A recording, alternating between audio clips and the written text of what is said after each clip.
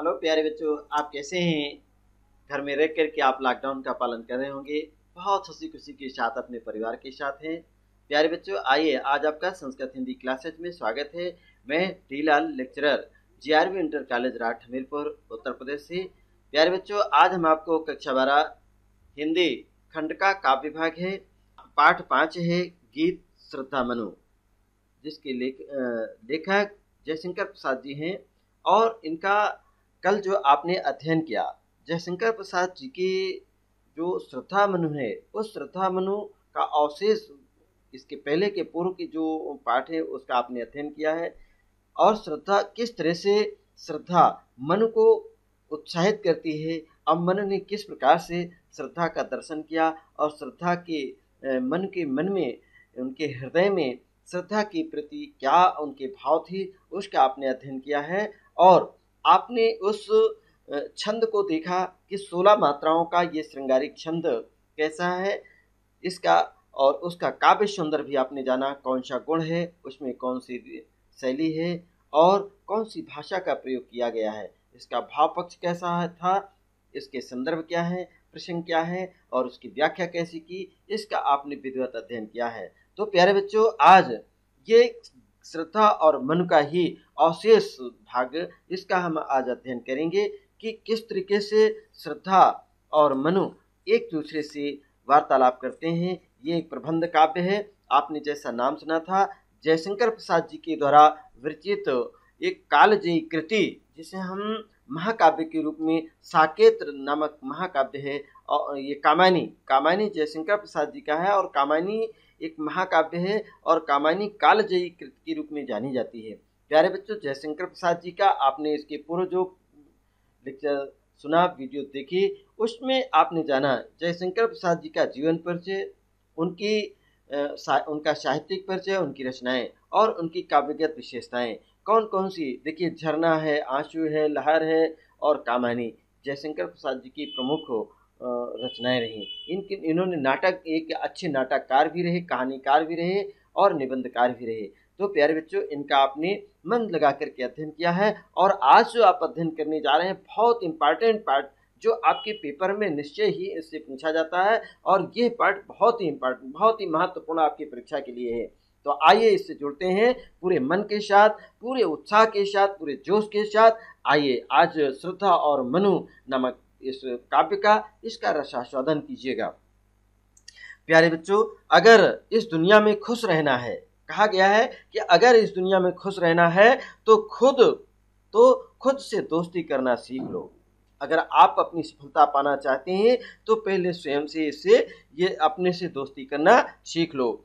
सफल लोग कोई और नहीं होते हैं, जो दुनिया में सफल हैं कहलाते हैं, वो सफल लोग कोई और नहीं होते, वो बस कड़ी मेहनत करना जरूर जानते हैं। अगर आप कड़ी मेहनत करना जानेंगे, आपका एक संकल्प रहेगा कि हमें सिर्फ मेहनत करना है, तो निश्चय ही सफलता आपकी कदम चूम लेगी। इसलिए सफलता पाने के लिए आपको निरंतर अपनी कर्तव्य मार्ग पर डट कर के मुकाबला करना है, उसका सामना करना है और कुश्ती नहीं लड़ना है, आनंद और खुशी के साथ पढ़ना है। आइए चलते हैं। प्यारे बच्चों, ये आप श्रद्धा और मनु के जो द्वारा इसमें वार्तालाप है, इसको पूरे मन के साथ आप अध्ययन करेंगे। आप और पहले इस काव्य को मन लगा करके हम सस्वर वादन करेंगे, फिर इसके पाठ पर आधारित, पद्य अंश पर आधारित काव्य सौंदर्य, इसके कठिन शब्दों के अर्थ, इसका संदर्भ और इसकी व्याख्या का अध्ययन करेंगे। पहले इसको हमारे साथ उच्चारण करेंगे। और मुख पर वह मुस्कान, और मुख पर वह मुस्कान, रक्त किसले पर ले विश्राम, अरुण की एक किरण अम्लान, अधिक कलसाई हो अभिराम, कहा मन ने नभ धरणी बीच, बना जीवन रहस्य निरुपाय, एक उल्का सा जलता भ्रांत, शून्य में फिरता है असहाय, शून्य में फिरता है असहाय। ये कुछ काव्य पंक्तियां हैं। इसमें आप देखिएगा, काव्य सौंदर्य में भी आपको बताया गया है कि इसमें शुद्ध साहित्यिक खड़ी बोली का प्रयोग किया, भाषा इसकी शुद्ध साहित्यिक खड़ी बोली है, शैली प्रबंधात्मक और प्रतीकात्मक लाक्षणिक है, रस इसमें श्रृंगार है। अलंकार, श्लेष अलंकार, उपमा अलंकार, रूपक अलंकार और रूपकातिशयोक्ति भी है। इसमें शब्द शक्ति लक्षणा है और गुण प्रसाद एवं माधुर्य है। इसमें 16 मात्राओं के छंद, श्रृंगार छंद का प्रयोग किया गया है। तो ये आपसे पूछे गए इसमें कौन सा छंद है, तो आप बताएंगे इसमें 16 मात्राओं वाला श्रृंगार छंद है। तो आइए इसको जो देखते हैं। और मुख पर वह मुस्कान, रक्त किसले पर ले विश्राम, अरुण की एक किरण अम्लान, अधिक कलसाई हो अविराम। जैसे ही मनु ने श्रद्धा की ओर देखा और श्रद्धा के मुख पर उनकी दृष्टि पड़ती है, तो वो दर्शन कैसे करते हैं कि मुख पर वो मुस्कान, अर्थात उनके चेहरे पर, श्रद्धा के मुख पर एक मुस्कान है और ऐसी मुस्कान है उनका सुंदर सलोना रूप रक्त किसले के जैसे, रक्त किसले अर्थात लाल रंग के पल्लव के समान उसका जो मुख है उस पर दृष्टि पड़ते हुए वह मानो उस पर लीन हो गए। और अरुण, लेखक कल्पना करते हुए कहते हैं, अरुण की एक किरण के आम्लान, जैसे सूर्य की एक रोशनी की तरह, सूर्य की किरणों की तरह वो ऊपर अपलावित हुई और अधिक कलसाई हो अभिराम। और इस प्रकार से अलसाई हुई सी दृष्टि उन पर पड़े और उस दृष्टि को देख करके मन के हृदय में एक विशेष आकर्षण की अनुभूति होती है। तो प्यारे बच्चों, पहले आप इसका संदर्भ जान लें। प्रस्तुत काव्य पंक्तियां हमारे पाठ्य पुस्तक हिंदी काव्य के काव्यांजलि के श्रद्धा और मनु नामक पाठ से ली गई है। इसके रचयिता छायावादी युग के निर्माता या प्रवर्तक जयशंकर प्रसाद जी द्वारा विरचित है। प्रसंग, श्रद्धा मनु श्रद्धा को देखकर किस प्रकार से श्रद्धा का दर्शन करते हैं, यहाँ इन प्रस्तुत पंक्तियों में वर्णित किया गया है। मनु कहते हैं कि जैसे ही श्रद्धा को उन्होंने, श्रद्धा पर मन की दृष्टि पड़ी तो उनके मुख को, अर्थात उनके मुख का दर्शन किया। और मुख पर क्या था? मुख पर एक मुस्कान थी। वास्तव में मुस्कान एक ऐसी अमूल्य निधि होती है कि जिस किसी मुस्कुराते हुए मुख पर किसी की दृष्टि पड़ती है उसका मन प्रफुल्लित आनंदित हो जाता है और इस मुस्कान के वशीभूत हजारों हजार होते हैं। रक्त किसले पर ले विश्राम, अर्थात इस रक्ति के समान, अर्थात तो जैसे इस रक्त माने होता है लाल किसले पल्लवों के समान, उस पर दृष्टि, उसकी कपोल, उसके गालों पर ये लालिमा फैली थी। उस लालिमा पर जैसे ही मनु की दृष्टि पड़ी तो वह उस पर एक विशेष उनको आनंद की अनुभूति हुई। और लेखक ने यहाँ पर मनु के हृदय की बात, मनोभावों को वर्णित करते हुए कहा कि अरुण अर्थात प्रातःकालीन सूर्य की पहली किरण के समान, जिस प्रकार सूर्य में के उदय होते समय लालिमा होती है, वैसी ही लालिमा की तरह के और अधिक अलसाई हुई सी उनकी नेत्र थी, अर्थात श्रद्धा के नेत्रों में एक आलस्य सा उन्होंने दर्शन किया है। और कहा मनु ने नभ धरणी बीच, अर्थात मनु ने कहा कि इस पृथ्वी और आकाश के बीच में, अर्थात नभ माने आकाश और धरणी माने पृथ्वी, इस पृथ्वी और आकाश के बीच बना जीवन रहस्य निरुपाय, अर्थात मेरा जीवन इस जीवन के झंझावत झोंकों से एक निरुपाय हो गया। मेरे पास कोई रास्ता नहीं रहा और मैं यहाँ पर एक उल्का सा जलता भ्रांत, मेरे मन में एक उल्का की तरीके, एक जलते हुए अंगार की भांति मेरा मन जल रहा था, अशून्य में भरता है असहाय, अर्थात मैं शून्य में था, असहाय अपने आप को महसूस कर रहा था।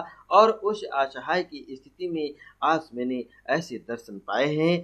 तो प्यारे बच्चों, इसी में बहुत ही सुंदर ये पंक्तियां रहीं और इसी में आपने देखा कि किस तरीके से मनु ने श्रद्धा के दर्शन किया और मनु अपने बारे में स्वयं बताए कि उन्होंने पृथ्वी और आकाश के बीच में उनका जीवन कैसे निरुपाय हो गया, अर्थात ये संघर्ष में वो अपने आप को असफल और पराजित हो महसूस कर रहे हैं।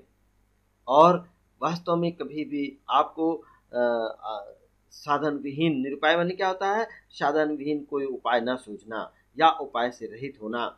एक उल्का सा, उनके मन में जो एक उल्का, उल्का क्या होता है? उल्का आप जानते हो कि ग्रहों के बीच से एक टूटे हुए तारे, जलता हुआ एक पिंड जो भ्रमण करता हुआ सा शून्य में भरता है असहाय, अर्थात वो असहाय हो गए, अपने आप को निरुपाय बताया, उनके पास कोई सहारा नहीं रहा और कोई उपाय नहीं रहा जीवन का। इस तरीके से उन मनु जी ने अपनी असहायता का और निरुपाय होने का यहाँ पर व्यक्त करते हैं। इसमें भाषा शुद्ध साहित्य खड़ी बोली है, शैली प्रबंधात्मक है, प्रतीकात्मक है और लाक्षणिक है। इसमें श्रृंगार रस है और श्लेष अलंकार, उपमा अलंकार और रूपक अलंकार, रूपक अतिशयोक्ति अलंकार का भी इसमें प्रयोग है और शब्द शक्ति इसमें लक्षणा है, गुण इसमें प्रसाद तथा माधुर्य है और 16 मात्राओं का ये श्रृंगारिक छंद है। इस प्रकार प्यारे बच्चे, आपने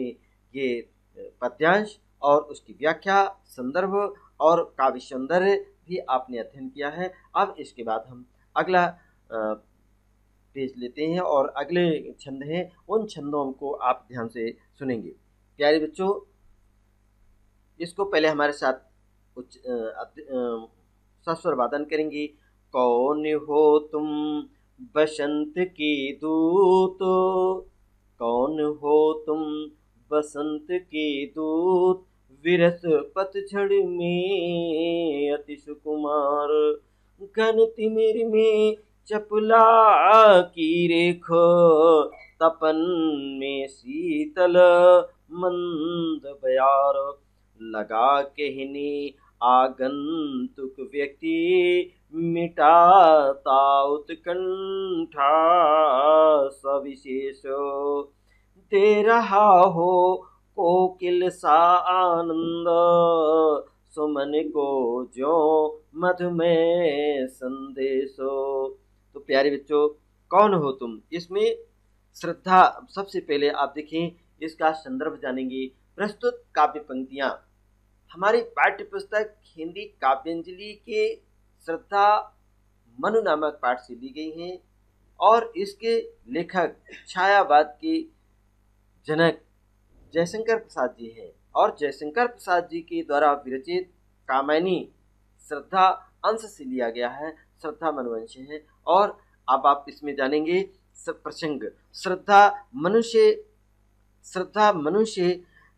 उनका परिचय पहुंचती है और इस पर मनु अपनी दयनीय और अभावपूर्ण स्थिति का परिचय देती हैं। वे कहते हैं कि श्रद्धा उनके जीवन में आशा की किरण के समान प्रकट हुई है। श्रद्धा उनके जीवन में एक आशा की किरण के रूप में प्रकट हुई है। मनु ने अपना परिचय कैसे दिया है, आइए इसकी व्याख्या देखते हैं। कौन हो तुम बसंत के दूत, यहाँ पर क्या पूछा? कौन हो तुम बसंत के दूत। ये मनु अपना परिचय देते हुए श्रद्धा से कहा कि पृथ्वी और आकाश के बीच में, हाँ, कौन हो तुम बसंत के दूत, अर्थात तुम अपना परिचय देने के बाद मनु श्रद्धा से प्रश्न करते हैं कि हे सुकुमार अंगों वाली तुम कौन हो। बसंत बृहस्पति झड़ में अति सुकुमार, अर्थात अचानक इस निर्जन वन में, इस निर्जन स्थान में आकर के तुमने मेरे इस अभाव युक्त और निराश जीवन को उसी प्रकार आशा का संदेश दिया है, अर्थात आशा की किरण जगाई है। जिस प्रकार नीरस पतझड़ के मौसम में या पतझड़ के समय कोयल अपने मीठे स्वर से बसंत के आगमन की सूचना देती हैं, मेरे इस अतिशय निराशापूर्ण जीवन में, मेरे इस अत्यधिक निराशापूर्ण जीवन में तुम एक आशा की किरण के रूप में प्रकट हुई, अर्थात दिखाई दे रही हो। साथ ही वेदना और व्यथा में से तप्त, जो वेदना और व्यथा से पीड़ित मेरा तप्त अर्थात तपा हुआ, जलता हुआ मेरे जीवन में आप शीतल मंद, अर्थात शीतल और मंद पवन की भांति मुझे शीतलता और चेतनता उत्पन्न कर रही है। उसी समय लगा कहने आगंतुक व्यक्ति, मिटाता उत्कंठा सविशेष, अर्थात मनु कहने लगे कि आगंतुक कहा है अर्थात आने वाली इस बसंत ऋतु के आगमन पर मिटाता उत्कंठा सविशेष, अर्थात जो मन में एक उत्कंठा थी, जो जानने की इच्छा थी, उस पर उन्होंने उनके शब्दों को सुनना चाहा और वैसे ही श्रद्धा ने कैसे अपनी वाणी को प्रकट कर रही हैं, उस वाणी को सुन करके मन में क्या अनुभूति होती है, दे रहा हो कोकिल सानंद। जिस प्रकार से बसंत ऋतु के आगमन पर कोयल बोलती है और कोयल के मधुर मीठे मीठे स्वरों को सुन करके पूरा वातावरण गुंजायमान हो जाता है और आनंद से परिपूर्ण हो जाता है। सुमन को जो मधुमय संदेश, जैसे फूलों की आने का संदेश मिल रहा हो, अर्थात मधुपुरी का सा आनंद और मधुपुरी का सा आने का संदेश मिल रहा हो। इस प्रकार यहाँ पर इसकी व्याख्या हुई और इसमें अब आप जानेंगे, इसकी प्रश्न पूछा जाता है कि इसकी भाषा क्या है, कौन सी भाषा का प्रयोग किया गया है, तो आप बताएंगे शुद्ध साहित्यिक खड़ी बोली का प्रयोग किया गया है। इसमें शैली कौन सी है, तो आप बताएंगे प्रतीकात्मक और लाक्षणिक शैली का प्रयोग किया गया है। इसमें रस कौन सा है, तो दोनों में ही आप देख लीजिएगा किस तरीके से श्रृंगार रस की अनुभूति है, श्रृंगार रस दिया गया है। और श्रृंगार रस की परिभाषा आप जान चुके हैं कि जहाँ काव्य में रति नामा की स्थायी भाव, विभाव, अनुभाव और संचारी भाव से परिपूर्ण या पुष्ट होकर के रस रूप में प्रणीत होता है, वहाँ पर श्रृंगार रस होता है। प्रस्तुत काव्य पंक्तियों में श्रृंगार रस है। इसमें श्लेष अलंकार, उपमा अलंकार, रूपक अलंकार और रूपक अतिशयोक्ति अलंकार भी है। आप देखेंगे शब्द शक्ति इसमें लक्षणा है और इसमें प्रसाद एवं माधुर्य गुण है। 16 मात्राओं छंद कौन सा है, तो आप क्या बताएंगे, इसमें 16 मात्राओं का श्रृंगार छंद है। 16 मात्राओं का श्रृंगार छंद है इसमें। तो इस प्रकार प्यारे बच्चों, इसका आपने संदर्भ भी जाना, प्रसंग भी जाना, इसकी व्याख्या भी और इसका काव्य सौंदर्य भी आपने जान लिया है।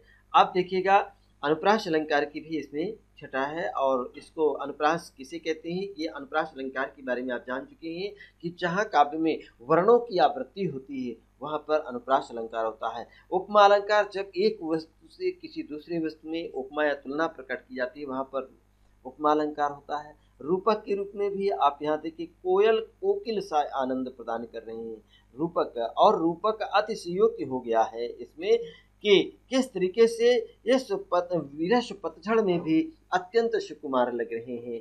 अर्थात कब सुकुमार लगते हैं, जब पतझड़ होता है और पतझड़ के बाद जब नवीन कोमल पत्ते निकलते हैं तो अत्यंत ही सुकुमार लगते हैं।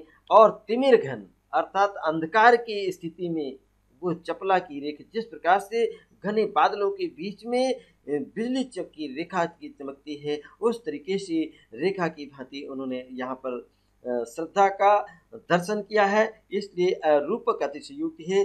तपन में शीतल मंद बयार, यहाँ पर शब्द आया है तपन में, अर्थात भीषण गर्मी में जिस समय उनके जीवन में निराशा और कष्ट पीड़ा से पीड़ित तपे हुए उनके शरीर में जो एक कष्ट था, दर्द था, उसमें भी आपने शीतल और मंद बयार अर्थात सुगंधित शीतल ठंडी हवा से उनकी अनुभूति हुई है। आइए प्यारे बच्चों, आपने इसका अध्ययन किया, बहुत सुंदर ये पाठ है। आइए इसका जो अवशेष है आगे के कुछ पदों का हम अध्ययन करेंगे। अगला है प्यारे बच्चों, भरा था मन में नव उत्साह। आपने क्या अनुभव किया इसमें, भरा था मन में नव उत्साह और सीख लूं ललित कला का ज्ञान, इधर रह गंधर्वों के देश पिता की हूँ प्यारी संतान, दृष्टि जब जाती हिमगिर की ओर प्रश्न करता मन अधिक अधीर, धरा की यह शिकुड़न भयभीत आह कैसी है क्या है पीर। प्यारे बच्चों, यहाँ पर अब श्रद्धा के मन में क्या है, अर्थात श्रद्धा क्या संदेश दे रही है, मनुष्य क्या अपनी बातें स्पष्ट कर रही हैं, आप यहाँ पर सुनेंगे कि भरा था मन में नव उत्साह, सीख लूं ललित कला का ज्ञान। प्यारे बच्चों, ये श्रद्धा के शब्द हैं, पहले आप इसका संदर्भ जान लें। प्रस्तुत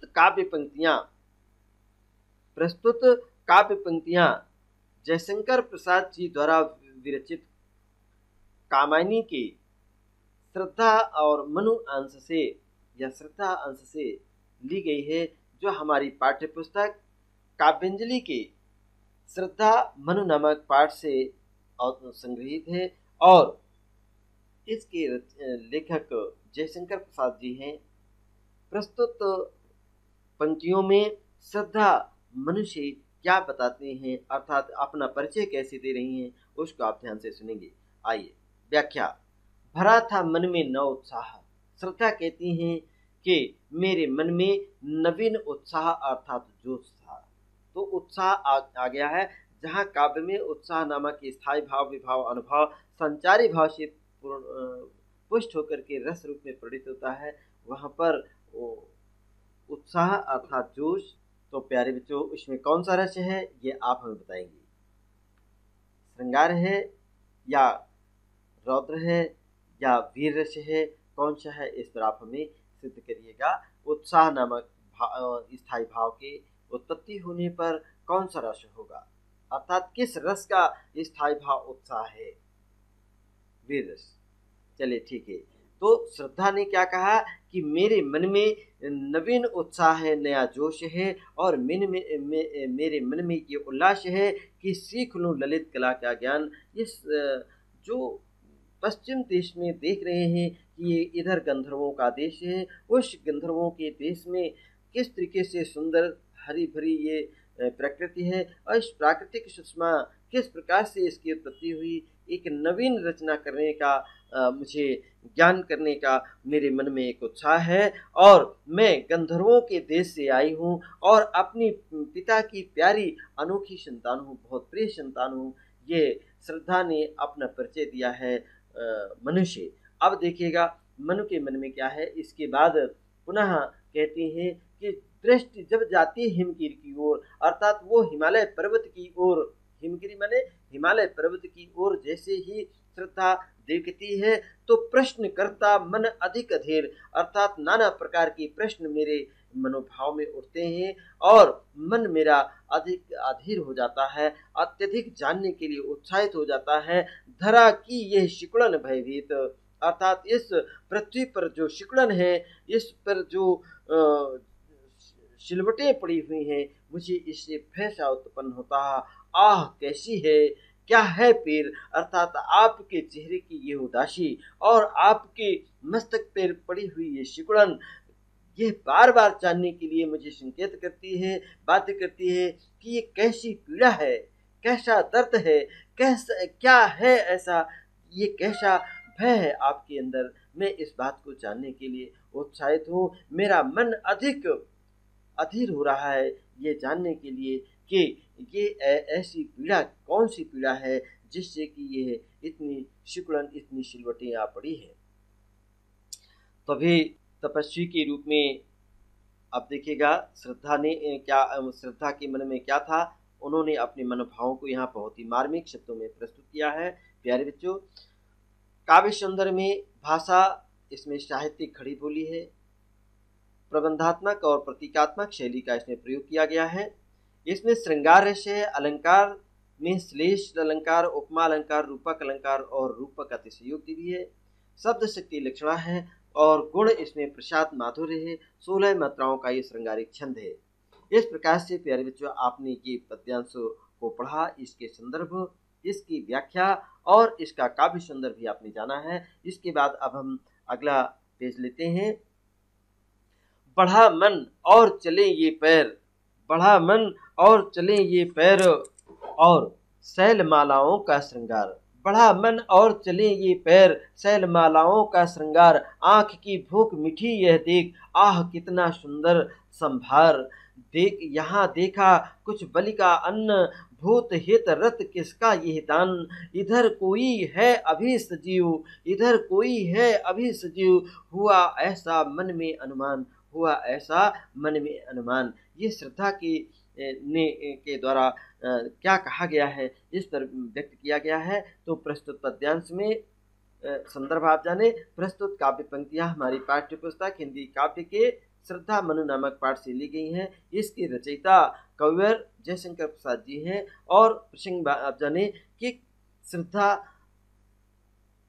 शैलमालाओं का दर्शन कर रही हैं और उनके मन में क्या भाव है, इस बात को श्रद्धा स्वयं अपने मुख से प्रकट कर रही हैं। श्रद्धा कहती हैं कि बढ़ा मन और चले ये पर। मेरा मन ये जानने के लिए उत्साहित हुआ कि इन जो शैल मालाएं हैं, इन पर्वत जो मालाएं हैं, इन पर्वत मालाओं में खड़े हुए ये सुंदर प्राकृतिक सौंदर्य को देख करके मेरे पैर आगे की ओर बढ़ गए। और जैसे ही मैं इधर जाकर के जानने की चेष्टा की कि आंख की भूख मिटी, यह सब देख, ये प्राकृतिक सौंदर्य देख करके मेरे जो आंखों को जानने की जो चाहत थी वो भूख मिट गई, अर्थात जो वो जानने की इच्छा थी वो उन्होंने देख लिया, जान लिया। आह, कितना सुंदर संभार है, कितना सुंदर यह दृश्य है। और इस सुंदर दृश्य को देख करके मेरे मन मस्तिष्क सब प्रफुल्लित और आनंदित हो गया।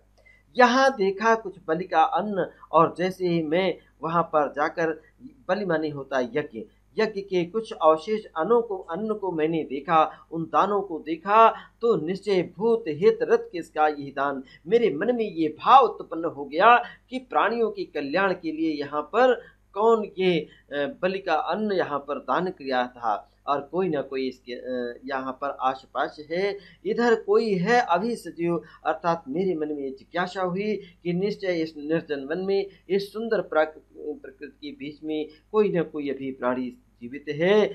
ऐसा हुआ ऐसा मन में अनुमान, अर्थात यहाँ पर श्रद्धा के मन में क्या कैसा अनुमान हुआ, इस भाव को यहाँ पर व्यक्त किया गया है, श्रद्धा के भावों को। तो यहाँ पर अभी आपने व्याख्या भी सुन ली, और भाषा इसकी शुद्ध साहित्यिक खड़ी बोली है, शैली इसमें प्रबंधात्मक और प्रतीकात्मक है, लाक्षणिक है, रस इसमें श्रृंगार रस है, और अलंकार इसमें श्लेष अलंकार, उपमा अलंकार, रूपक एवं रूपक अतिशयोक्ति है, शब्द शक्ति लक्षणा है, प्रसाद गुण इसमें प्रसाद और माधुर्य है, और छंद इसमें 16 मात्राओं का श्रृंगारिक छंद है।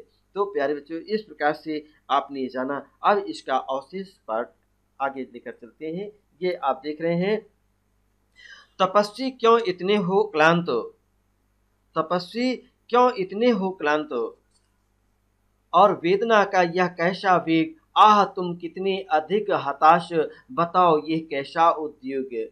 दुख की पिछली रजनी बीच विकसता सुख का नवल प्रभात, पर्दा एक पर्दा यह जीना नील, छिपाए है जिसमें सुख गात। प्यारे बच्चों, इन काव्य पंक्तियों जो हमारी पाठ्य पुस्तक काव्यांजलि की श्रद्धा और मन नामक पाठ से ली गई हैं, और इसके रचयिता कविवर जयशंकर प्रसाद जी हैं। और इन पंक्तियों में एकांत और निर्जन वन में स्थान पर मनु अत्यधिक निराश हैं, और निराशा और उद्वेग से परिपूर्ण मन को सांत्वना देती हुई श्रद्धा कहती हैं, क्या कहती हैं, हे तपस्वी, तुम इतने क्लांत क्यों हो, इतना दुखी क्यों हो रहे हो, तुम्हारे हृदय में इतनी तीव्र वेदना क्यों है दिखाई दे रही है।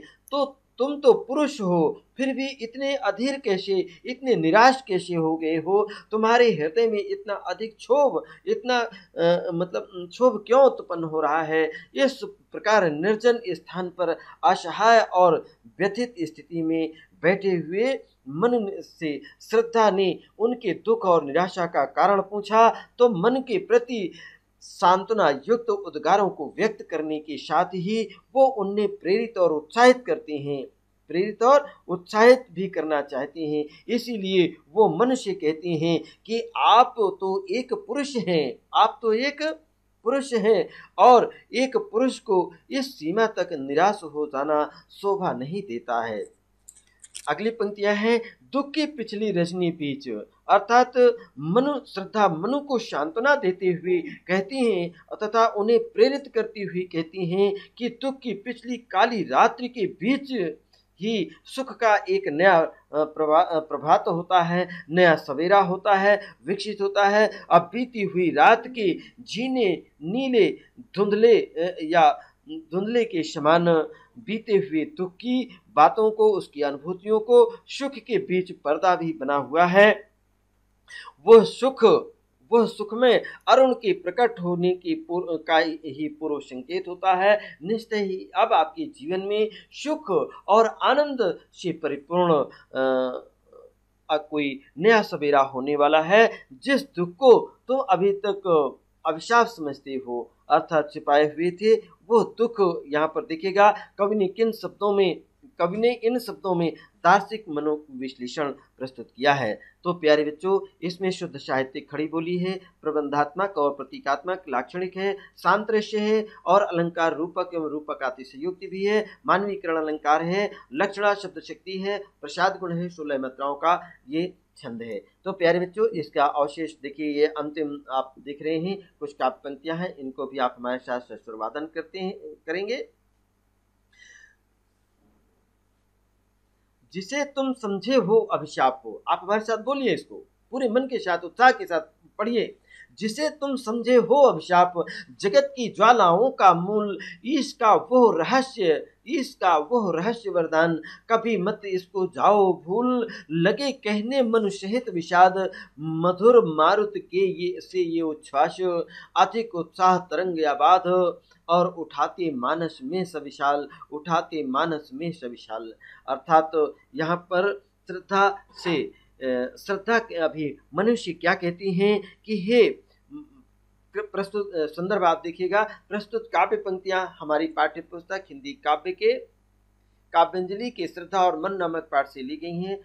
इनकी काव्य पंक्तियों की रचयिता जयशंकर प्रसाद जी हैं।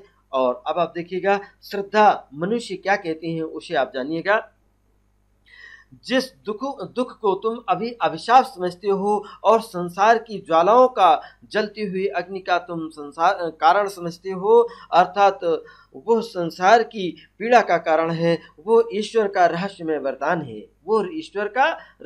वरदान है, क्योंकि यही पीड़ा मनुष्य को सुख प्राप्त करने के लिए प्रेरित करती है। इसको तुम कभी मत भूलो, अर्थात इसे तुम भूल मत जाना।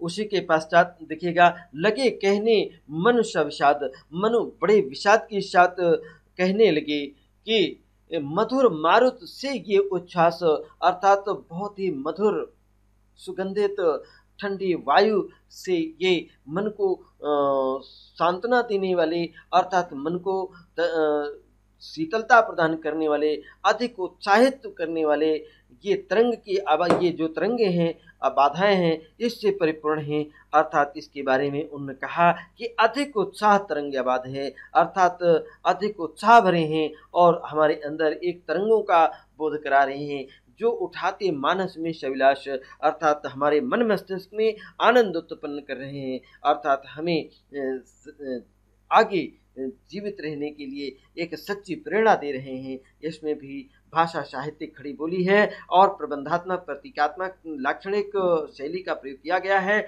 इसमें शांत रस है और अलंकार इसमें उत्प्रेक्षा, उपमा, रूपक और मानवीकरण अलंकार है। शब्द शक्ति इसमें लक्षणा है, गुण इसमें प्रसाद है, 16 मात्राओं इसमें छंद, 16 मात्राओं का श्रृंगार छंद है। प्यारे बच्चों, ये इसी के साथ ही हमारा आज का ये वीडियो समाप्त हो रहा है। और ध्यान रखें, इसका काव्य सौंदर्य, इसका